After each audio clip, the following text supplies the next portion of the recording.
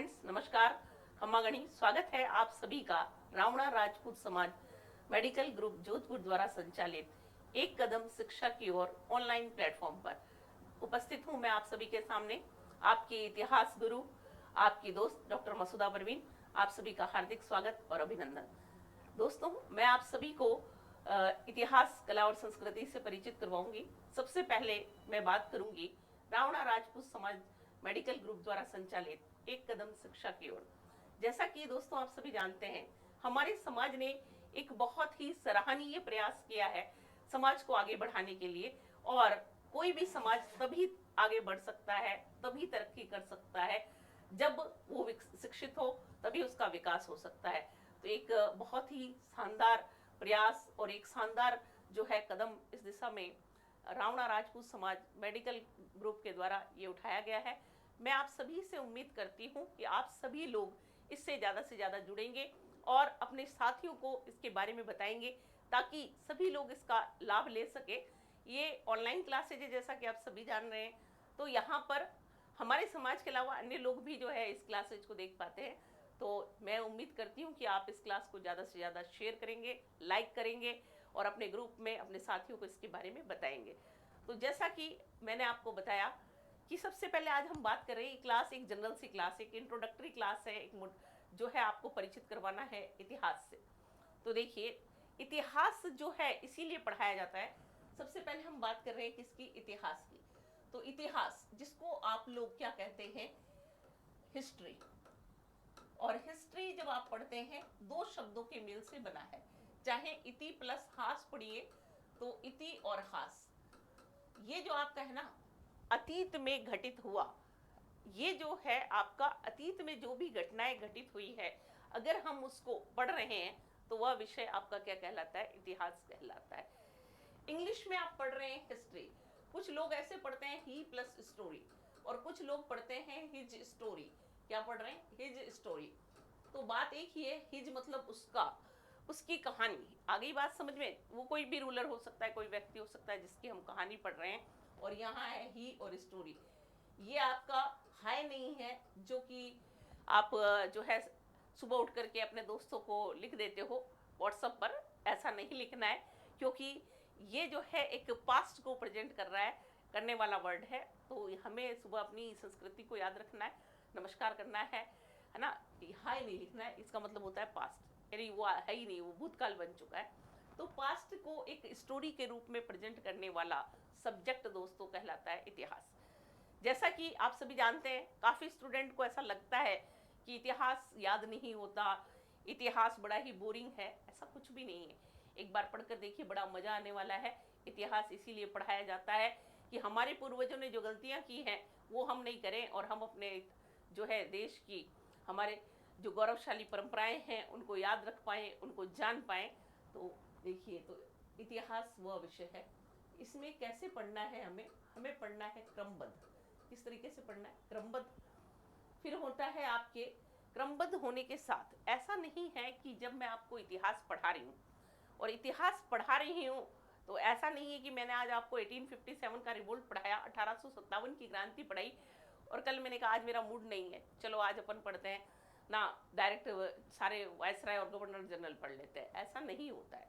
इतिहास क्रमबद्ध होता है, व्यवस्थित रूप से चलता है, आगे व्यवस्थित होता है, और साथ ही साथ क्या होता है, जो है वैज्ञानिक तथ्यों पर आधारित होता है। तथ्यों पर आधारित होगा, उसके बारे में कहीं ना कहीं लिखा होगा।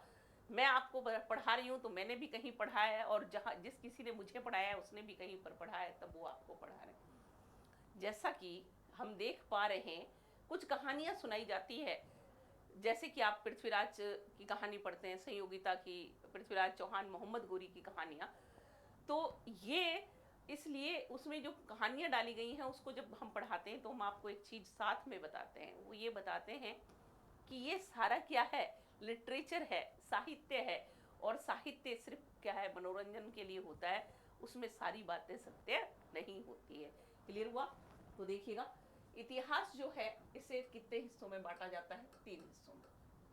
अगर हम भारतीय इतिहास पढ़ रहे हैं तो इतिहास को क्या कर दिया गया, कितने खंड हो गए इसके, 3 खंड हो गए।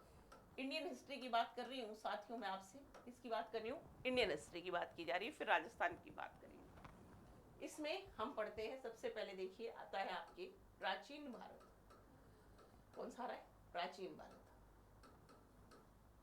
ये कहानी वहां से शुरू हो रही है दोस्तों, सिंधु घाटी सभ्यता से हम कहाँ पर चलते हैं, वेदों की ओर चलते हैं, फिर बौद्ध धर्म आता है, महात्मा बुद्ध, महावीर स्वामी, इन सब को लेकर हम आगे बढ़ते हैं। चंद्रगुप्त मौर्य फिर आता है, और चंद्रगुप्त मौर्य के साथ एक महान गुरु होते हैं चाणक्य, और उसके बाद कहानी आगे चलती है जहाँ पर एक बहुत बड़ा ब्राह्मण पुष्य मित्र शुंग आता है, और फिर आते हैं शुंग, फिर कर्ण, और फिर उसके बाद सातवाहन, फिर आते हैं गुप्त, और फिर आते हैं वर्धन, और फिर आते हैं राजपूत। तो एक श्रृंखला चलती है, और ये श्रृंखला जब चलती है तो इतिहास इतना खूबसूरत होता है कि आप कह नहीं सकते। और उसके बाद हम आपको लेकर चलते हैं उस दुनिया में जब आता है कौन सा? मध्यकाल। और इस मध्यकाल में साथियों हम पढ़ते हैं कुतुबुद्दीन ऐबक और इल्तुतमिश, तो वहीं साथ में इतिहास की एक वीरांगना रजिया सुल्ताना, पहली महिला शासिका के बारे में भी पढ़ते हैं। बलबन को पढ़ते हैं, अलाउद्दीन खिलजी और पद्मिनी का जौहर याद करते हैं, और आगे जाकर हम तुगलक, और फिर उसके बाद लोदी, और फिर सैयद, और फिर मुगलों की ओर बढ़ते हैं। और वहाँ से हमारी कहानी जुड़ती है राजपुताने से। राजपुताने के राजपूतों का जो है वीरता प्रदर्शन, वो तो आपने पढ़ा है। इतिहास जब जब पढ़ा जाता है, राजपूतों की वीरता, रानियों के जौहर, वीरांगनाओं का शीश काट कर देना, ये सभी कुछ सुनहरे पन्नों पर पढ़ने को मिलता है। ये खूबसूरत सा वक्त जो था दोस्तों, वो कौन सा था? मध्यकालीन भारत था। और उसके बाद हम बढ़ते हैं आगे, जब मुगल काल का पतन हो जाता है, अंग्रेज आ जाते हैं, बैटल ऑफ प्लासी हो जाता है, बक्सर हो जाता है, आंगल, मैसूर, है ना, ये सारे युद्ध यहाँ पर पढ़ते हैं। उसके बाद आती है 1857 की क्रांति, जहाँ पर मिलती हैं रानी लक्ष्मीबाई, बेगम हजरत महल, काफ़ी बड़े बड़े योद्धाओं के बारे में आपको पढ़ने के लिए मिलता है। फिर जाकर आता है हमारा भारतीय राष्ट्रीय आंदोलन, जहाँ पर गांधी जी, जवाहरलाल नेहरू, ये सारे जो है बड़े बड़े स्वतंत्रता सेनानियों के बारे में इतिहास पढ़ाया जाता है। ये खूबसूरत सा वक्त आपका कौन सा होता है? आधुनिक भारत का होता है। कौन सा है? आधुनिक भारत। तो देखा आपने कितने शॉर्ट तरीके से मैंने आपको इतिहास का पूरा सिलेबस कुछ ही मिनटों में समझा दिया है। तो ये हमारा था इंडियन हिस्ट्री का सिलेबस। इसमें आप कहाँ से पढ़ना शुरू करते हैं? सिंधु सभ्यता से। सिंधु सभ्यता से लगा करके हम यहाँ पर पढ़ते हैं कब तक का समय? 1206 ईस्वी तक का समय पढ़ते हैं। उसके बाद मध्यकालीन भारत में आप पढ़ते हैं 1206 से लगाकर कब तक? 1707 ईस्वी तक। कब तक पढ़ते हैं? 1707 ईस्वी तक, जब मुगल साम्राज्य का पतन शुरू हो जाएगा, औरंगजेब की मृत्यु हो जाएगी। फिर हम पढ़ते हैं 1707 ईस्वी से लगा करके 1947 आज़ादी तक का वक्त जो रहेगा, वो कौन सा रहता है? आधुनिक भारत। तो ये तो बात हुई दोस्तों इंडियन हिस्ट्री के सिलेबस। क्लियर है यहाँ तक? तो इसमें काफ़ी सारी चीज़ें आपको मिलेगी, कला भी मिलेगी, संस्कृति भी मिलेगी, है ना, सब कुछ पढ़ने को मिलेगा। भारत का भी पढ़ने को मिलेगा, राजस्थान का भी पढ़ने को मिलेगा। तो देखिए, जब हम पढ़ रहे हैं तो सबसे पहली समस्या जो रहती है वो ये रहती है विद्यार्थियों की। आज हमारी क्लास जो है एक, आप ये समझिए कि एक इंट्रो क्लास, जैसा कि मैंने आपको स्टार्टिंग में बताया, क्या पढ़ना है, कैसे पढ़ना है, किस तरीके से पढ़ना है, तो ये सारी चीज़ें आपको इसमें बताई जाएगी। तो सबसे पहली बात है कि स्टूडेंट जो हैं सबसे पहले ये काम करें कि जब भी वो कोई भी जॉब के लिए अप्लाई करते हैं, तो जब भी आप किसी भी जॉब के लिए अप्लाई करते हैं, तो सबसे पहली चीज़ आप एक चीज़ ध्यान रखिए कि आपका कंपटीशन उस परीक्षा में भले ही 10 लाख लोग बैठें और चाहे 50 लाख लोग बैठें, जितनी सीटें होंगी उतने से ही तो कंपटीशन करोगे आप। तो ये मानकर चलिए कि आपका रियल कंपटीशन 40% लोगों से ही होता है। 40% लोग ही मात्र जो हैं क्या करते हैं, आपके साथ कंपटीशन की तैयारी कर रहे हैं, बाकी लोग नहीं करते हैं। अब आप सोच रहे होंगे कैसे? तो कैसे? देखिए, जैसे कि मान लीजिए कि भर्ती आई और यहाँ पर हमने पढ़ा कि 10 लाख लोगों ने आवेदन कर दिया, और 10 लाख लोगों ने जब आवेदन कर दिया ना, तो फिर आप देखिए कि क्या होता है। 10 लाख लोगों ने जब आवेदन किया तो आप कहते हैं अखबार में आ जाता है कि भाई पुलिस कांस्टेबल भर्ती परीक्षा, शिक्षक भर्ती में 10 लाख उम्मीदवार जो है वहां पर मौजूद हैं। आपका मनोबल वहीं पर टूट जाता है। अपने मनोबल को टूटने मत दीजिए, क्योंकि यहाँ पर वो लोग हैं जो लोगों को पढ़ना नहीं होता है, जो सिर्फ ये देखते हैं कि अच्छा तुमने फॉर्म भरा है मैं भी भर लेता हूँ, अच्छा उसने भरा है मैं भी भर लेता हूँ। तो ऐसे मानकर चलिए कि आपके पास लगभग 30 से 40% के बीच में ऐसे लोग आपको मिलेंगे जिनको पढ़ना लिखना नहीं होता है, वो सिर्फ फॉर्म भरते हैं हर एग्जाम में। अगर ऐसे लोग निकाल दिए जाए तो पीछे आपके पास रहता है 60%। तो कुछ स्टूडेंट ऐसे होते हैं जो क्या करते हैं, वो क्या करते हैं कि वो जब दूसरों से मिलने जाते हैं अपने साथियों से और उन्हें ये पता चलता है कि उनका सिलेबस हो चुका है और वो लोग काफ़ी आगे बढ़ चुके हैं, तो वो डिमोलाइज हो जाते हैं और ये पढ़ना छोड़ देते हैं, कहते हैं सिलेक्शन तो होगा नहीं, छोड़ दो। और फिर आजकल आपको पता है कितने हो गए, 50 हो गए। अब उसके बाद बचे हैं कितने, 50%। उसमें से 10% लोग लास्ट मोमेंट तक आते आते पूरी तरह डिमोलाइज हो जाते हैं। फिर र्यूमर्स, पेपर लीक हो गया, एग्ज़ाम नहीं होगा, इस चक्कर में पढ़ना छोड़ देते हैं। तो वास्तव में 40% लोग ही ऐसे हैं जो वास्तव में पढ़ना शुरू करते हैं डे 1 से और लास्ट दिन तक पढ़ते हैं। तो ये मानकर चलिए साथियों, अगर आपने भी आज से मेहनत करना शुरू कर दिया तो वह दिन दूर नहीं है जिस दिन सफलता आपके कदम चूमेगी, ये मैं आपको लिख कर देती हूँ।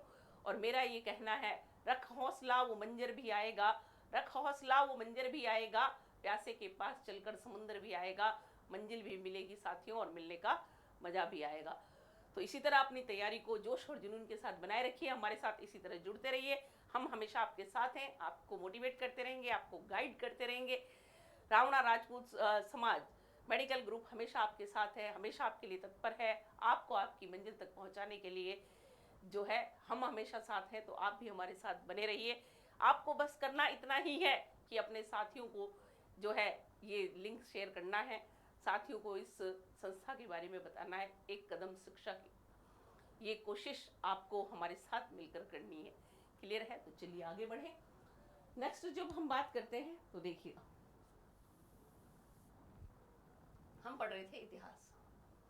अब इतिहास, इंडियन हिस्ट्री की बात मैंने आपको बता दी। अब देखिए आज एक टॉपिक पढ़ लेते हैं, बड़ा खूबसूरत सा टॉपिक पढ़ते हैं। इंडिया की भी हिस्ट्री कवर हो जाए, राजस्थान की भी हिस्ट्री कवर हो जाए, एक ऐसा टॉपिक पढ़ाते हैं, first grade, second grade, police constable सभी जगह काम आने वाला है। तो देखिए उस टॉपिक का नाम मैं आपको बताती हूँ, कौन सा भी, मुगल राजपूत संबंध।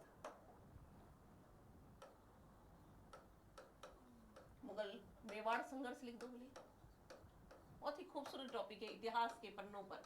इतिहास सबसे खूबसूरत तो यहीं पर था, मुगल मेवाड़ संघर्ष।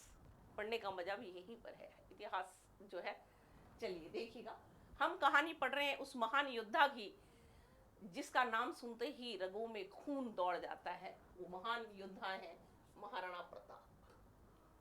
मेवाड़ की धरा पर एक जो है महान योद्धा का जन्म हुआ था 9 मई 1540 को। महाराणा प्रताप, पता ही है आपको महाराणा प्रताप का जन्म कब हुआ था? 9 मई 1540 को। 9 मई 1540 इतिहास का वो खूबसूरत दिन, 1540 को बादल महल के अंदर हुआ था। कहाँ हुआ है दोस्तों? बादल महल। अब बादल महल आपके कुंभलगढ़ फोर्ट में आता है। कुंभलगढ़ जो दुर्ग है उसके अंदर है। कुंभलगढ़ दुर्ग के अंदर जो है बादल महल है, और बादल महल जो है उसके अंदर भी एक है जूनी कचहरी, उसके अंदर महाराणा प्रताप का जन्म हुआ। पिता इनके थे राणा उदय सिंह, जिन्होंने अकबर के साथ युद्ध किया था। वो ये तो युद्ध में उपस्थित नहीं थे, आपको पता है। जयमल राठौड़ साहब और पत्ता सिसोदिया वहां पर उपस्थित थे। क्लियर है? तो राणा उदय सिंह, अब कहते हैं कि राणा उदय सिंह के समय अकबर ने चित्तौड़ पर आक्रमण किया था। राणा उदय सिंह जो थे वहां से चले गए थे और जयमल राठौड़ और पत्ता सिसोदिया संघर्ष करते हैं और दोनों वीर गति को प्राप्त हुए। महिलाओं ने जौहर किया और उसके बाद अकबर ने चित्तौड़ में कत्लेआम करवाया था। ठीक है, अब ये वह जो है इनका राज्याभिषेक, कार्यकाल पढ़ेंगे तो राज्याभिषेक अगर आप पढ़ते हैं तो इनका राज्याभिषेक कब हुआ? 32 वर्ष की अवस्था में। क्वेश्चन आपके पूछा जा चुका है, कितने साल की अवस्था में हो रहा है? 32 वर्ष की अवस्था में। 32 वर्ष की अवस्था में इनका राज्याभिषेक किया गया, तो 40 में 30 जोड़ोगे 70 और 2 72, 1572 में इनका क्या हो जाता है, राज्याभिषेक। कहानी कुछ इस प्रकार से बताई गई थी कि महाराणा प्रताप जो हैं, इनकी स्टाफ मदर सौतेली माता राणा उदय सिंह की दूसरी जो पत्नी थी धीरबाई, क्षीरबाई, भटियाणी रानी बड़ी ही खूबसूरत हुआ करती थी और राणा उदय सिंह उनसे बहुत प्यार करते थे। महाराणा प्रताप की माता जी तो बड़ी सिंपल साधारण सी महिला थी, आप सभी को पता है, सांवली सी एक बड़ी साधारण सी महिला दिखने वाली थी। कहते हैं कि राणा उदय सिंह से उनकी भटियानी रानी जो थी, उन्होंने क्या कहा था, उन्होंने ये कहा कि भाई आप मुझे एक वचन दीजिए, अगर आप मुझसे प्रेम करते हैं सच्चा तो।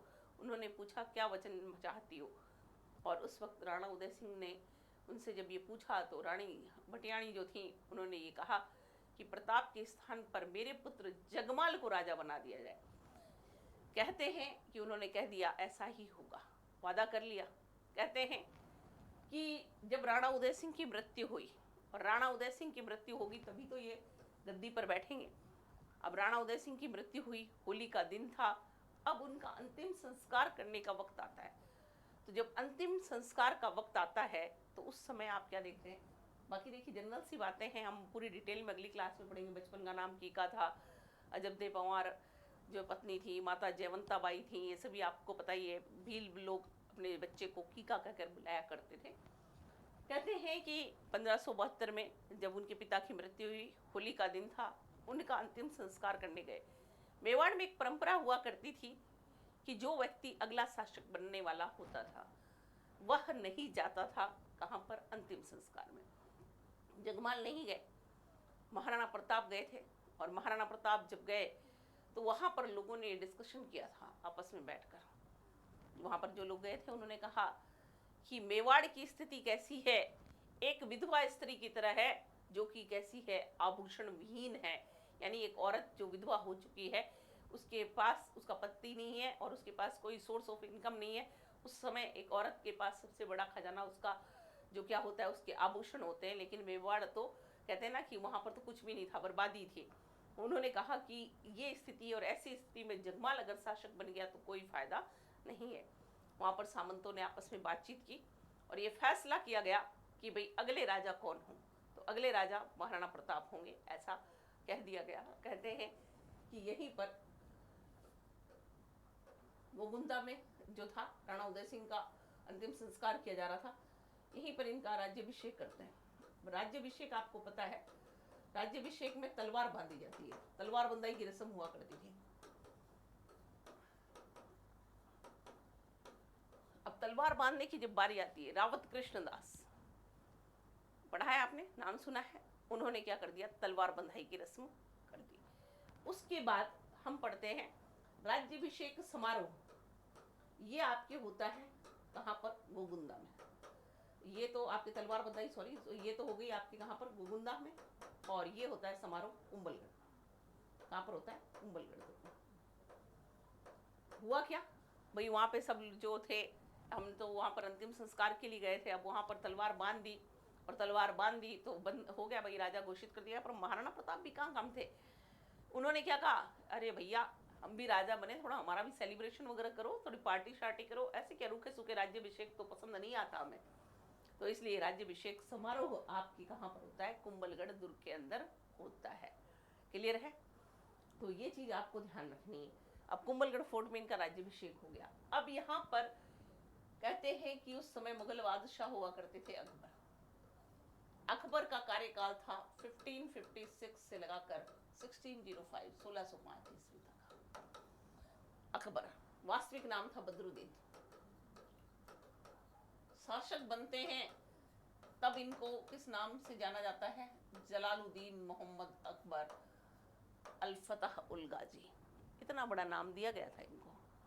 तो अकबर जब बादशाह बने हैं, अकबर जैसा कि आप सभी जानते हैं, राजपुताने के लगभग सभी शासकों ने अकबर की अधीनता 1570 में नागौर दरबार में जो है स्वीकार कर ली थी।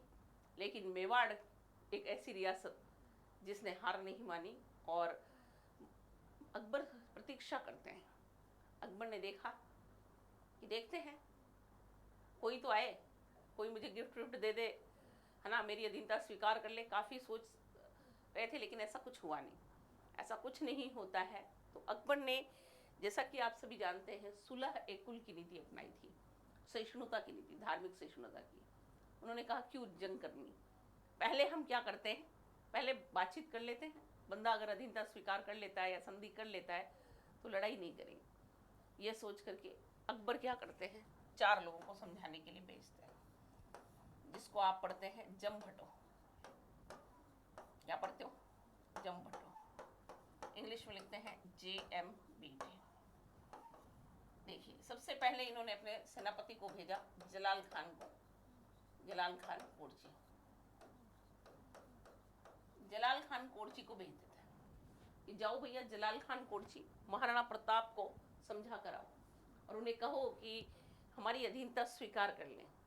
कहते हैं जलाल खान कोरची गए और महाराणा प्रताप को कहा कि देखो भाई, हम अकबर की तरफ से तुम्हारे लिए आमंत्रण लेकर आए हैं, संधि का प्रस्ताव लेकर आए हैं, तुम स्वीकार कर लो, और बाकी लोगों ने भी कर ही लिया, तो तुम क्यों फालतू में भाव खा रहे हो। तो महाराणा प्रताप ने कहा, जलाल खान कोरची, ऐसी बात है कि वापस 2 पैरों पे चल के जाओगे या 4 कंधों पे चल के जाओगे, बता दो, देख लो अपने हिसाब से, घर वाले इंतजार कर रहे होंगे। जलाल खान कोरची कहते हैं, सामन जावन दो थे, है ना, मैं तो जा रहा हूँ, आप देख लो ना जो भी है। और जलाल खान कोरची चले जाते हैं, असफल रहते हैं। फिर अगले आते हैं मान सिंह।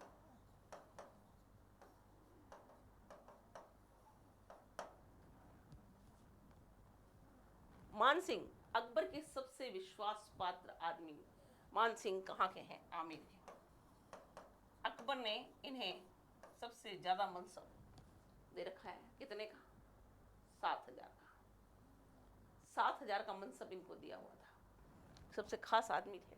अकबर को लगा कि राजा मान सिंह ही वह व्यक्ति हैं जो क्या कर सकते हैं, महाराणा प्रताप को समझा सकते हैं और संधि के लिए राजी कर सकते हैं, क्योंकि मान सिंह अपनी जो है काबिलियत का परिचय काफ़ी बार ऑलरेडी दे चुके थे। मान सिंह जी को बुलाया और अकबर बड़े जो थे कूटनीतिज्ञ थे, बड़े शानदार मूड में बैठे और मान सिंह जी से बातचीत की। मान सिंह जी क्या बात है, बड़े उदास लग रहे हो। मान सिंह जी के क्या करें सर, दिन बड़े ख़राब चल रहे हैं। बोला क्या हो गया भाई, कि काफ़ी जो है संदेश आ रहे हैं, घर वाली बड़ी याद कर रही हैं, घर जाना है, छुट्टी मिल नहीं रही है, करें क्या। तो बोला घर जाना चाहते हो, तो बोला हाँ सर, आप छुट्टी दे दो तो चला जाता हूँ। सबको छुट्टी मिल जाती थी, मान सिंह जी बेचारे को नहीं मिलती थी। अकबर ने कहा जाओ, आज हम बहुत खुश हैं, जाओ ऐश करो, जाओ अपने परिवार वालों से मिल लो, आज तुम्हारे को छुट्टी दे देते हैं। मान सिंह जी के मन में ये सवाल आया, आखिर आज ऐसा क्या हो गया कि आज मुझे छुट्टी दे दी गई। मान सिंह के दाल में तो कुछ काला है, मान सिंह के चालन दो, देखा कहीं हुए। मान सिंह जी बैग पैक कर लिए और जब निकलने लगे तो अकबर ने उन्हें कहा, आमेर ही जाना है तो एक काम करो ना, थोड़ा सा घूम के चले जाओ। करना क्या है, वैसे नहीं जाके थोड़ा नीचे से घूम के ऐसे चले जाओ, है ना, मेवाड़ होकर चले जाना। किससे मिलना है, महाराणा प्रताप से, और उसको अधीनता स्वीकार करवानी। मान सिंह जी जाते हैं महाराणा प्रताप से मुलाकात करने। जून की भयंकर वाली गर्मी पड़ रही थी, है ना, और जब वो वहाँ पर पहुँचते हैं तो वो जब वो वहाँ पर पहुँचे, वहाँ पर जब पहुँचते हैं संदेश भिजवाया गया कि मान सिंह आए हैं। उस वक्त राजा नहीं हुआ करते थे, कुंवर थे मान सिंह। पहले वाले लोगों का आप जरा एटीट्यूड देखिए, अपने वाले जो राजा महाराजा थे ना, राजपूत लोग, बड़े यूँ मुझों के ताव वाव दिए रहते थे, भाई साहब टशन भारी था इनका। और एक अच्छा भैया तो राजकुमार आया तो हम काय के लिए जाएंगे, अभी हमारे इतने दिन बुरे थोड़ी आ गए कि राजकुमार आए और हम राजा होकर चले जाएं। नहीं नहीं, ऐसा नहीं होता है। तो कहा जाता है कि महाराणा प्रताप जो थे मान सिंह से मिलने नहीं गए। मान सिंह जी ने मैसेज भिजवाया, काफ़ी तारीफ की अकबर की कि अकबर बहुत बड़े उदार सहिष्णु हैं, उदार हैं, मुझे अपना बेटा कहकर बुलाया, मुझे 7,000 का मनसब दिया है, मुझे फर्जंद की उपाधि मिली हुई है, दिस एंड दैट। अकबर की इतनी प्रशंसा सुनने के बाद महाराणा प्रताप को तो कोई असर पड़ा नहीं। अब होता क्या है, हुआ ये कि भाई साहब उन्होंने क्या कह दिया, मान सिंह जी जब रुके, कहते हैं, लिखा जाता है, इतिहास बताता है, पिछोला झील की पाल पर, और कहानियों में ऐसा बताया गया। और कर्नल टॉड लिखते हैं उदय सागर झील के किनारे इनकी मुलाकात हुई। और कुछ इतिहासकार लिखते हैं कि महाराणा प्रताप तो गए नहीं, उनके पुत्र जो थे कुंवर अमर सिंह जी प्रथम, वो गए थे। जैसा कि मैंने आपको बताया ना कि भाई राजा तभी जाता था जब सामने वाला व्यक्ति राजा हो। अगर मैं रानी हूं तो सामने से अगर कोई रानी होगी तो ही मैं उससे मिलने जाऊंगी, अगर उसका बेटा या बेटी आएगा तो मेरे बेटा या बेटी जाएंगे। ये वाला मामला था। अमर सिंह जी गए और मान सिंह जी ने जब अमर सिंह जी को देखा, मान सिंह जी का माथा ठनक गया। मान सिंह के देख लो महाराणा प्रताप नहीं आए, इट मीन्स ये तो क्लियर ही है, बिल्कुल क्लियर है कि वो बंदा अधीनता स्वीकार करना ही नहीं चाहता, संधि करने में कोई इंटरेस्टेड नहीं।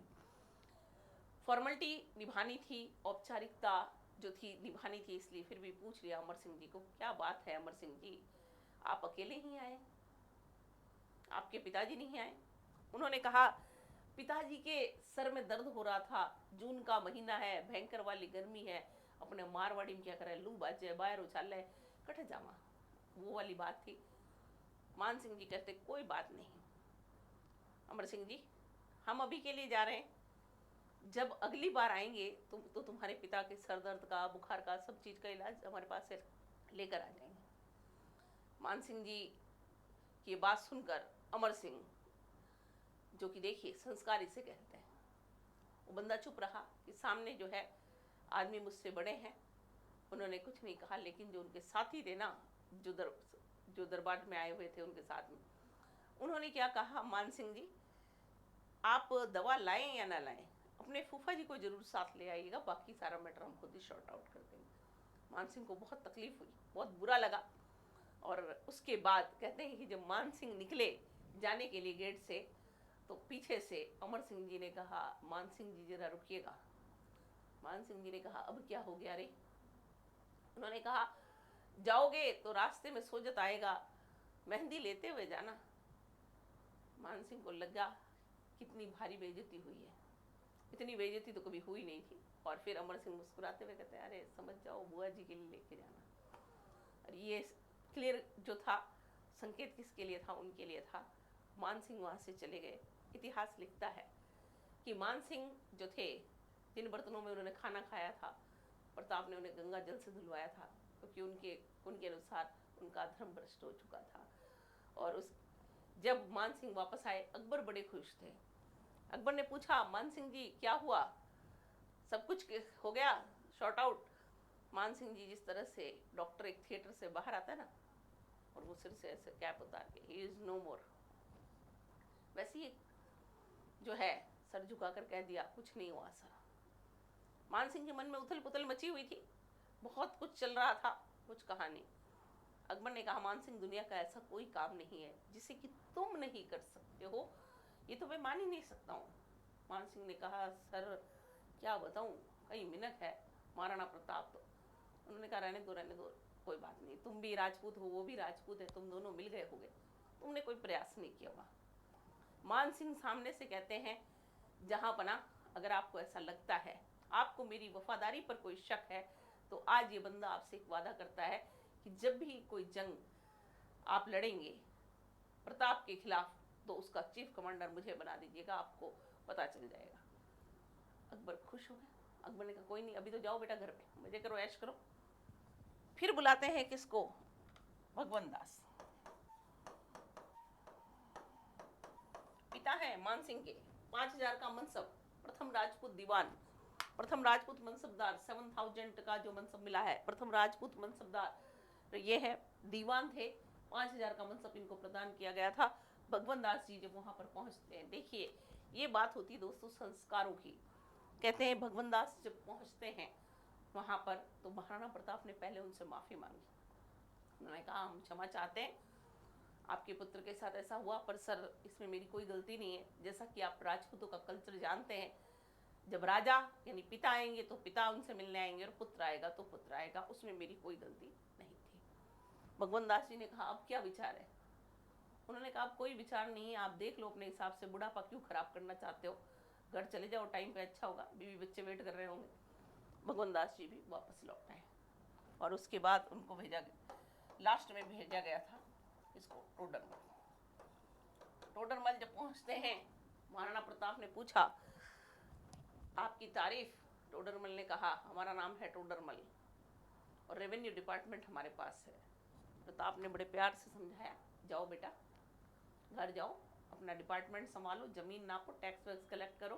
फालतू में मर आ गए तो तुम्हारी बीवियों से अकबर शादी कर लेगा, वैसे भी कोई मतलब नहीं रहेगा। जाओ अपना ऐश मौज करो। ये जब चारों लोग फेल हो जाते हैं तब अकबर को ये एहसास हो गया, वास्तव में महाराणा प्रताप ऐसी कोई शख्सियत है जो अधीनता तो स्वीकार करने वाला नहीं है। इसलिए फिर कौन से युद्ध की प्लानिंग की जाती है? इतिहास के खतरनाक, सबसे खतरनाक युद्ध की प्लानिंग की जा रही है, सबसे जो है रोमांचक युद्ध माना जाता है। और वह युद्ध कौन सा था? हल्दी घाटी का युद्ध। देखिए, थोड़ा सा परिचय बता दिया मैंने आपको। हल्दी घाटी का युद्ध, हल्दी घाटी का युद्ध 18 जून 1576 को कब लड़ा गया? 18 जून 1576 को लड़ा गया था। इतिहास में अगर कोई सबसे शानदार लड़ाई लिखी गई थी तो ये लिखी गई। और ये चाहे आप इसे भारतीय इतिहास के पन्नों में पढ़ेंगे तो भी इतनी ही खूबसूरत है, और चाहे राजस्थान हिस्ट्री के पन्नों पर पढ़ोगे तब भी ये इतनी ही खूबसूरत है। कब हुआ है? 18 जून 1576। गोपीनाथ शर्मा, गोपीनाथ शर्मा के बारे में अगर हम पढ़ते हैं तो गोपीनाथ शर्मा एक इतिहासकार है।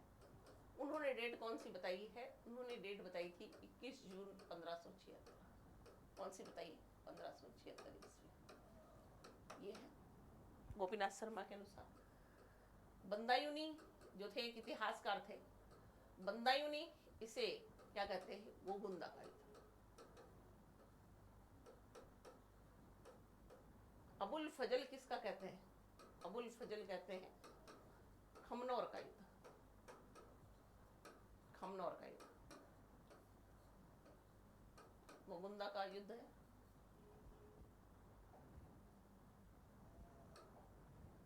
युद्ध, और ये कहते हैं खमनौर का युद्ध। कर्नल टॉट कहते हैं मेवाड़ का थर्मोपल्ली। क्या कहते हैं? मेवाड़ का थर्मोपल्ली कहते हैं। बादशाह बाग का युद्ध भी इसे कहा जाता है। साथ ही साथ इसे कहते हैं हम बनास का युद्ध। इसका युद्ध करें, बनास नदी के अपवाद क्षेत्र में लड़ा जाएगा, बनास का युद्ध है। इस युद्ध में हाथी लड़ रहे थे, इन्हें इस युद्ध को क्या नाम दिया गया? हाथियों का युद्ध।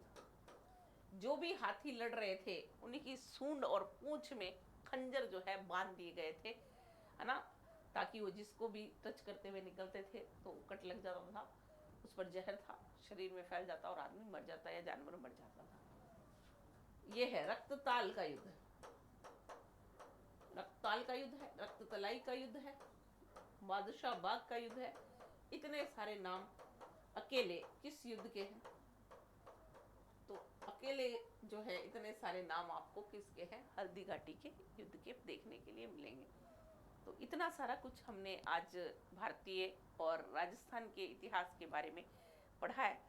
हल्दी घाटी के युद्ध की जो है, जब आप पढ़ते हो तो देखिए, हम जब इसमें पढ़ते हैं तो सबसे पहले एक आता है कि इसकी जो है प्लानिंग, इसकी योजना कहाँ पर बनाई गई थी? हल्दी घाटी के युद्ध की योजना, प्लानिंग, मैगजीन दुर्ग, जिसको आप कहते हैं अकबर का किला। अकबर का किला, यहाँ पर इसका जो है प्लानिंग किया गया था, और वहीं पर ये जो है अकबर जो है प्लानिंग करते हैं, योजना बनती है। अकबर ने सेनापति किसे घोषित किया? मान सिंह को बुलाया गया। सेनापति कौन थे? मान सिंह। और मान सिंह के साथ आपको पता है कौन थे? आसफ खान। इतिहास की कुछ पन्नों को जब आप पढ़ेंगे तो आपको पता चलेगा कि जब मान सिंह को इस युद्ध का सेनापति जो है नियुक्त किया गया तो काफ़ी सारे लोगों को जो कि मुस्लिम थे उन्हें ये चीज़ पसंद नहीं आई। उन्होंने कहा कि एक इतना बड़ा युद्ध होने जा रहा है, एक राजपूत ही एक राजपूत के खिलाफ लड़ने जा रहा है, ऐसा कैसे हो सकता है? सेनापति तो हमारे में से कोई होना चाहिए।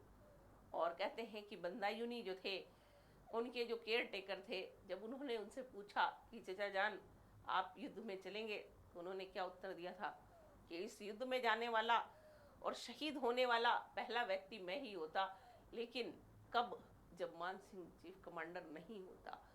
तो इसीलिए उनके साथ एक और व्यक्ति को नियुक्त किया गया। वो कौन थे? आसफ खान। बंदायूनी साहब के अलग ही शौक थे। बंदायूनी साहब रईसी में थे। बंदायूनी साहब कहते सर मैं भी जाऊंगा। अकबर ने पूछा तुम जाके क्या करोगे? तुम तो क्या हो, इतिहासकार हो, लेखक हो, तुम्हारा क्या काम है? बंदायूनी साहब कहते हैं सर मैं कोई पहाड़ी माथे बैठ जाऊं, पेड़ माथे किताब लिख दूं, और क्या क्या हुआ, कैसे तलवारें चली, कितने के सिर उड़े, किसका पाँव कटा, कौन मरा, कैसे मरा, किसने भाला फेंका, ये सब कुछ तो सर मैं ही लिखूंगा ना जाकर।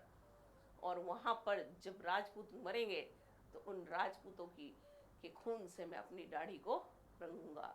तो बंदायूनी वह इतिहासकार था जिसने क्या किया था? बंदायूनी इतिहासकार इस युद्ध में उपस्थित था। तो ये बंदायूनी है, बंदायूनी उपस्थित है। बंदायूनी की पुस्तक का नाम आपसे पूछा जाए तो आप पुस्तक का नाम क्या बताएंगे? बताइए। बंदायूनी ने एक पुस्तक लिखी थी बहुत खूबसूरत, तो उसके अंदर वो क्या करते हैं, इसका वर्णन करते हैं। इस प्रश्न का उत्तर आप सभी अपने कमेंट बॉक्स में लिखेंगे। और ये क्लास जो है आपके आज यहीं तक रहेगी। आगे अगली क्लास हम फिर यहीं से हल्दी घाटी से शुरू करेंगे। क्यों करेंगे? क्योंकि नेक्स्ट जो क्लास है कंटिन्यू रहेगी आपकी हिस्ट्री की, कहाँ से प्रारंभ से रहेगी। और आज ये एक इंट्रोडक्टरी क्लास थी, तो हम एक बार फिर से बात कर लेते हैं आप सभी से कि दोस्तों, मेरा आप सभी से विनम्र निवेदन है कि आप जो है ज़्यादा से ज़्यादा लोगों को इस क्लास को शेयर कीजिए, लाइक कीजिए और सभी को बताइए। हम इस ऑनलाइन प्लेटफॉर्म पर खड़े हैं जिसका नाम है रावणा राजपूत समाज मेडिकल ग्रुप जोधपुर की तरफ से एक कदम शिक्षा की ओर। बहुत ही शानदार प्रयास है, बहुत ही ग्रेट एफर्ट है समाज का आप सभी के लिए। तो मैं ये चाहूँगी कि आप ज़्यादा से ज़्यादा लोग जुड़े, ज़्यादा से ज़्यादा लोगों को आप ये बताएं और हम अपनी मंजिल तक पहुँच पाएँ। कहते हैं ना कि कहता है परिंदा खोल दो पंख मेरे, कहता है परिंदा खोल दो पंख मेरे, अभी और उड़ान बाकी है, अभी और उड़ान बाकी है।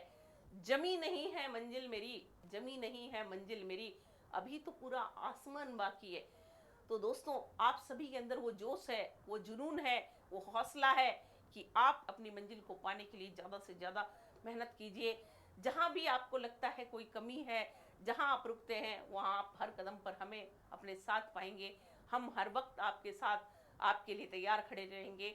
एक से बढ़कर एक जोधपुर की टॉप से टॉप फैकल्टी आपको पढ़ाने के लिए आएगी, लेकिन कब?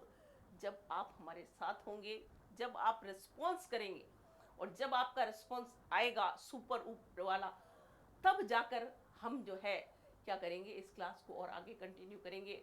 टॉप फैकल्टीज आपको पढ़ाने के लिए आएगी, टेस्ट सीरीज आपके लिए आयोजित की जाएगी, ऑनलाइन जो आपके टेस्ट लिए जाएंगे, ताकि हम लोग भी क्या करें, आगे बढ़े और हमारा समाज आगे बढ़े। और समाज जब आगे बढ़ेगा तो आप सभी राष्ट्र निर्माण में अपना ग्रेट कंट्रीब्यूशन दे पाएंगे।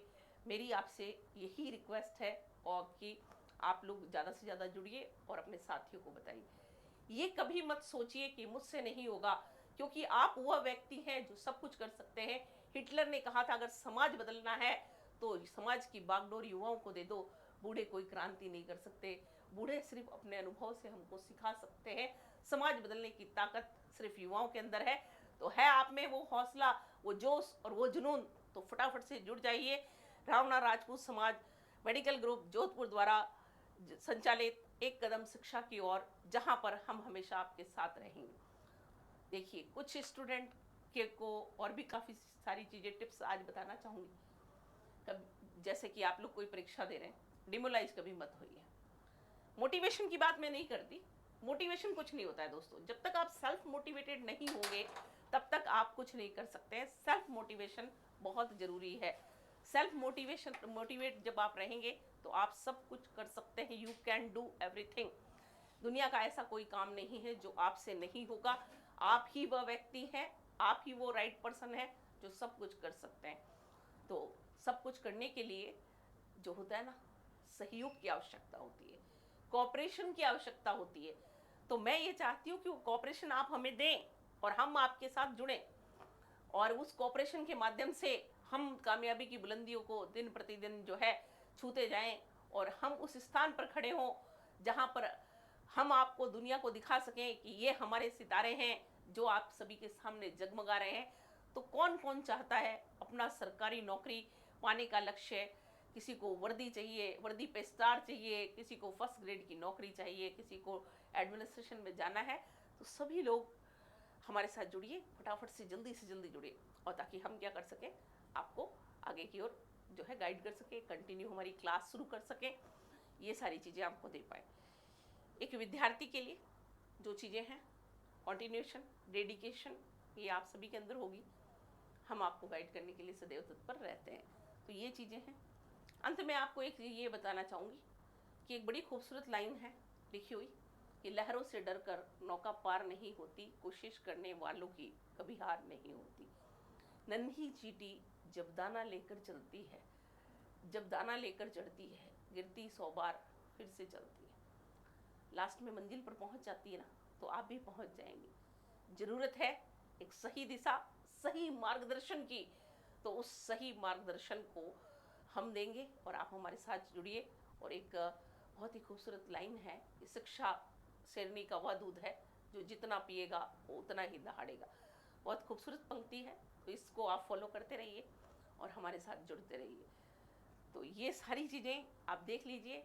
मैं आपको एक बार फिर से समझा देती हूँ। हमारे पास मिलेगी आपको ऑनलाइन क्लासेज टॉपिक वाइज। ये हमारा कंटेंट है टॉपिक वाइज आपको मिलेगा। सारा ऑनलाइन कोर्स टॉपिक वाइज आपको प्रदान कर दिया जाएगा। फिर जो भी सब्जेक्ट है, सब्जेक्ट के एक्सपर्ट्स होंगे, सब्जेक्ट को पढ़ाने वाले एक्सपर्ट टीम आपके सामने मौजूद होगी। प्रॉब्लम सॉल्यूशन होगा। प्रॉब्लम सॉल्यूशन के लिए भी हम अपना सेशन रखेंगे। हम सेशन ऐसे भी रखेंगे, ऐसा नहीं कि हम सिर्फ आपको ऑनलाइन पढ़ा के फ्री हो गए, नहीं। प्रॉब्लम सॉल्यूशन होगा। फिर आपके टेस्ट सीरीज होगी। ये टेस्ट सीरीज भी हम आपके लिए प्रोवाइड करेंगे ऑनलाइन। ये ऑनलाइन टेस्ट सीरीज है, ये आपको मिलेगी। समय समय पर जो आपके अपने फील्ड के एक्सपर्ट्स हैं, तो उनका मार्गदर्शन के लिए हम आपके जो बड़े बड़े जो हैं फैकल्टीज हैं, आरएस ऑफिसर हैं, आईएएस हैं, समाज के प्रतिष्ठित लोग हैं, उन सभी को आपके मार्गदर्शन के लिए, मोटिवेशन के लिए समय समय पर आपके सामने उनको हम लेकर आएंगे। अब बताइए क्या चाहते हो? और मैं तो आपके साथ हुई, और मैं आपके साथ हूँ। हमारी टीम आपके साथ है, जो हमेशा यही कोशिश करेगी कि हम अपना बेस्ट से बेस्ट दें।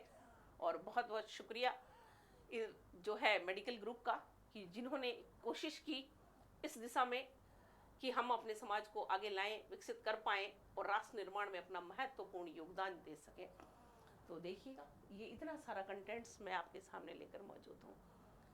मैं आपको हिस्ट्री, कला और संस्कृति पढ़ाने वाली हूँ। क्लियर है यहाँ तक आप सभी के लिए? तो ये देखिए, इतना कुछ आपको मिलेगा। इसके अलावा अगर काफ़ी आप सभी चाहते हैं कि हमें कुछ एक्स्ट्रा मिल जाए, तो आप लोगों की जैसी डिमांड रहेगी, जो हमारा ये ग्रुप है उसके लिए हमेशा तत्पर रहेगा। जैसे जैसे भर्तियाँ आती रहेंगी, भर्तियों के हिसाब से जो टॉपिक्स हैं या जो सब्जेक्ट्स जुड़ेंगे, जैसे रीट हो गया, फर्स्ट ग्रेड, सेकंड ग्रेड तो मनोविज्ञान पढ़ाएंगे, महिला बाल विकास हो गया, पुलिस वाले में तो वो आपको पढ़ाया जाएगा। ये सारी चीज़ें आपको टाइम पे नई चीज़ें, कंटेंट्स आपको प्रोवाइड किए जाएंगे। अपडेटेड आपको जो है यहाँ पर जो पढ़ाया जा रहा है उसका PDF आपको प्रोवाइड किया जाएगा, ताकि आपको इतनी मेहनत ना करनी पड़े, आप यहाँ से प्रिंट लेकर के पढ़ पाएँ। और भविष्य में और भी बहुत सारा कुछ आपके लिए हम अच्छा करने की कोशिश करेंगे। तो अंत में मेरी विनती है आपसे कि प्लीज़ ज़्यादा से ज़्यादा लोग जुड़िए, ज़्यादा से ज़्यादा लोगों को बताइए, लाइक कीजिए, शेयर कीजिए और हमारे साथ जुड़िए। तो हमारा ये प्रयास सफल रहेगा। जब आप रिस्पॉन्स देंगे तभी ये सब कुछ संभव हो पाएगा। तो आज के लिए इतना ही दोस्तों, फिर मिलते हैं अगली क्लास में। मैं फिर से मिलूंगी आपसे, आपकी इतिहास गुरु, आपकी दोस्त मासूदा परवीन। धन्यवाद।